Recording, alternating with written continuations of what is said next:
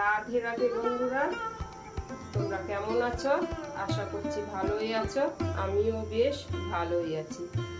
আজ এই যে পরমা একাদশীর দ্বাদশীর, এই দ্বাদশীতে আমার গোপু সোনাদের ঠাকুরের ভোগ নিবেদন করে দ্বাদশীর পুজোটা সেরে নিলাম। অনেক ভোরে ঠাকুর ঘরে চলে এসেছি। ঠাকুর ঘরে এসে সব ঠাকুরদের সুন্দর করে মুছে দিয়ে তারপর গোপু সোনাদের অভিষেক করিয়ে ফুল সিঙ্গার করিয়ে তারপর গোপু সোনাদের তিলক, তুলসী পাতা আর চরণে ফুল অর্পণ করে দিয়েছি। তারপর নিয়ম অনুযায়ী ভোগ নিবেদন করে আরতি করে পুজোটা সেরে নিলাম।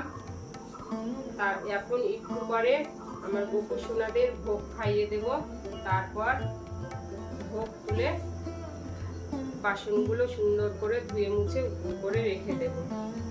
আর তোমরা ভালো থেকো, সুস্থ থেকো। রাধে রাধে।